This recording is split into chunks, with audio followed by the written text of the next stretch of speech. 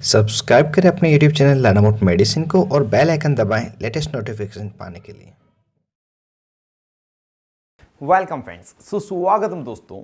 आज के इस वीडियो में हम सबसे ज़्यादा प्रयोग लिए जाने वाले एनीमा के बारे में जानेंगे, जिसका नाम है सोडियम फॉस्फेट एनीमा।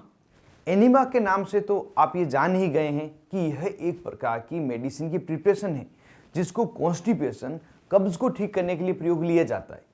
यदि किसी व्यक्ति को ओकेशनल कब्ज हो रही है, मतलब कभी कभार बहुत ही ज़्यादा कब्ज हो रही है और वह कब्ज टेबलेट तथा पीने की दवा से ठीक नहीं हो रही है, तो उस समय यह एनीमा लगाकर उस मरीज की कब्ज को ठीक किया जाता है। एनीमा को किस तरह से लगाया जाता है? इसको लगाने पर क्या कोई रिस्क हो सकती है? क्या हार्ट के मरीज, बीपी के मरीज, शुगर के मरीज इसका प्रयोग ले सकते हैं? क्या इसे गर्भवती महिला में, बच्चों में प्रयोग लिया जा सकता है? यह एनीमा काम कैसे करता है और इसे लगाते समय क्या क्या सावधानी रखनी चाहिए? यह सभी सवाल दिमाग में जरूर से आते हैं। तो इन्हीं सभी सवालों के जवाब आज के इस वीडियो में हम जानेंगे, जिससे कि आपको एनीमा के बारे में किसी भी प्रकार का डाउट नहीं रहे। तो बिना समय गंवाए वीडियो को आगे बढ़ाते हैं। मैं हूं आपका होस्ट मोहित आदिज। आप देख रहे हैं अपना YouTube channel learn about medicine. चलिए आज से कुछ नया सीखते हैं।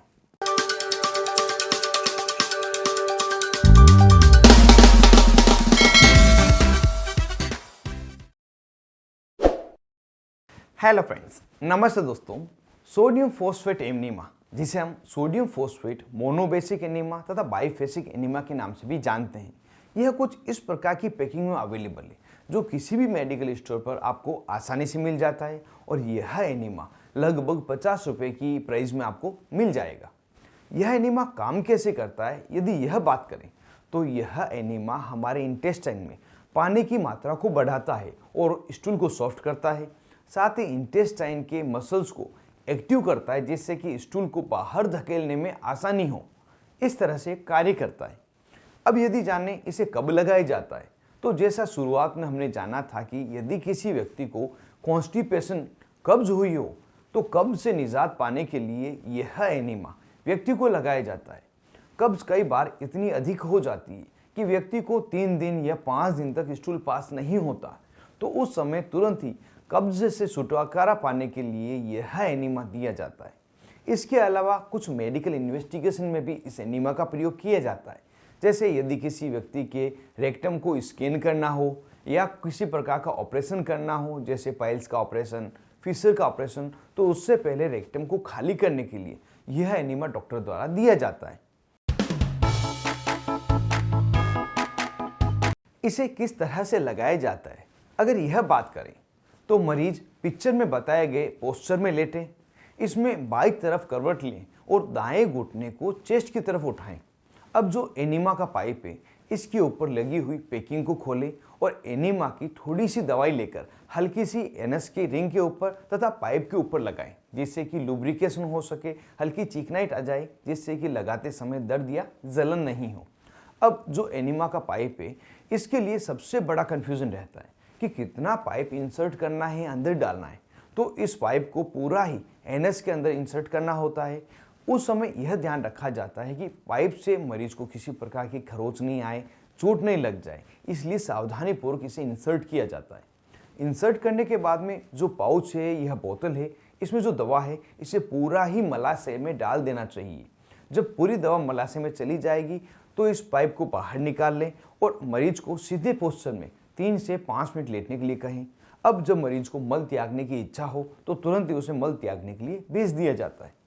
इसे लगाते समय क्या सावधानी रखनी चाहिए? तो सबसे पहले इस समय एक बात का ध्यान रखें कि यदि कोई मरीज किसी भी प्रकार की लेक्सेटिव से पहले ही एलर्जिक हो रहा हो, तो इसका प्रयोग करने से पहले एक बार डॉक्टर को इसके बारे में जरूर से बता दें। कोई बच्चा है जिसकी उम्र 2 साल से छोटी है, तो उसमें इस एनीमा को नहीं लगाया जाता है। और 2 साल से लगाकर 12 साल तक के कुछ बच्चे हैं, उनमें सोडियम फॉस्फेट का पीडियाट्रिक एनीमा अलग से आता है, सिर्फ उसका ही प्रयोग किया जाता है। इस एनीमा को रेगुलर प्रयोग नहीं लिया जाता है। जिसको हमेशा ही कॉन्स्टिपेशन रहता है, तो उन्हें तो ओरल ट्रीटमेंट दिया जाएगा। और अगर कभी कभार बहुत ही ज़्यादा कब्ज हो जाए, तो उसको ठीक करने के लिए कभी कभार इस एनीमा का प्रयोग करना है। डेली इसका प्रयोग नहीं किया जाता है। प्रेग्नेंट वुमन और जो महिला प्रेगनेंसी की प्लानिंग कर रही है, उन्हें सिर्फ और सिर्फ डॉक्टर की सलाह पर इसका प्रयोग लेना चाहिए। हालांकि प्रेगनेंसी में डॉक्टर इसे एडवाइस करते हैं, फिर भी बिना डॉक्टरी सलाह इसका प्रयोग नहीं करें। कोई मरीज है जिसको हार्ट डिजीज़ है, ब्लड प्रेशर की समस्या है, डायबिटीज़ का मरीज है और उसे कॉन्स्टिपेशन हुआ है, तो उसमें यह एनिमा प्रयोग लिया जा सकता है। एक बात विशेष तौर पर यहाँ पर ध्यान रखें कि यदि आप एनिमा का प्रयोग कर रहे हैं तो किसी प्रकार की अन्य लेक्सेटिव दवा का प्रयोग नहीं करें, क्योंकि दोनों दवाओं को साथ में लेने पर लेक्सेटिव की ओवरडोज हो जाएगी, जिस कारण से आपको पेट में मरोड़ आना, पेट में दर्द होना, बहुत ज़्यादा दस्त लगना, इस तरह की समस्याएं हो सकती है। तो ओवरडोज को टालने के लिए 2 तरह की लेक्सेटिव दवाइयों का प्रयोग नहीं करें। एक बात विशेष और यहाँ पर, इस एनिमा में जो दवाई दी गई है इस दवा का पूरा ही प्रयोग करें। ऐसा नहीं कि आप आधी दवा का प्रयोग करें और सोचें कि आधे में आपको इफेक्ट मिल जाएगा, तो ऐसा नहीं होता है। पूरी दवा का प्रयोग किया जाना चाहिए, चाहे वो बड़ा हो या चाहे बच्चा हो। अब सबसे बड़ा सवाल जो दिमाग में एनिमा लगाते समय आता है वह होता है, क्या इसको लगाने पर कोई रिस्क हो सकती है? तो वैसे तो यह एनिमा लगाने पर सिर्फ और सिर्फ रेक्टम मलाशय में ही काम करता है, किसी प्रकार का एब्जॉर्प्शन इसका नहीं होता और ना ही ये सिस्टमेटिक सर्कुलेशन में जाता है। सामान्यतः देखा गया है कि किसी प्रकार का नुकसान यह एनिमा लगाने पर नहीं होता है, लेकिन यदि कोई व्यक्ति है जिसको रेक्टम में कोई घाव हो रखा है, किसी प्रकार की एलर्जी है, तो उस समय यह कुछ नुकसान कर सकता है। या कोई मरीज पहले ही सोडियम फॉस्फेट एनीमा से या किसी अन्य एनीमा से एलर्जिक हो चुका है, तो उसे नुकसान कर सकता है। और अगर इस एनीमा की ओवरडोज ले ली जाए, मतलब ज़्यादा मात्रा में इसे ले लिया जाए और लगातार प्रतिदिन इसे ले लिया जाए, तो उस समय कुछ समस्या आपको कर सकता है। उन समस्याओं में जो मुख्य समस्याएं हैं वे हैं दस्त लगना, लीकेज होना, पेट में मरोड़ आना, तेज पेट दर्द होना, यह समस्याएं। इसी कारण से सावधानी पूर्वक इस एनीमा का प्रयोग किया जाना चाहिए। अब अगर साइड इफ़ेक्ट्स की बात करें तो सामान्यतः कुछ साइड इफ़ेक्ट नहीं देखे गए, फिर भी साइड इफ़ेक्ट के तौर पर पेट में दर्द होना, दस्त लगना, सिर दर्द होना, पेट में व्यक्ति को गैस बनना, एलर्जिक रिएक्शन होना, एनस तथा रेक्टम में रेडनेस हो जाना, हल्की सी जलन महसूस होना, इस तरह की समस्याएं हो सकती है जो बहुत ही कम देखी गई है। अगर ये या इसके अलावा भी कोई दूसरे अनडिजायरेबल इफेक्ट मिले तो तुरंत ही आप नज़दीकी अस्पताल में डॉक्टर से संपर्क करें, जिससे कि आपको प्रॉपर इलाज दिया जा सके। तो दोस्तों, इस तरह से आज के इस वीडियो में हमने सोडियम फॉस्फेट एनीमा के बारे में पूरी जानकारी जान ली है। इस वीडियो में बस इतना ही।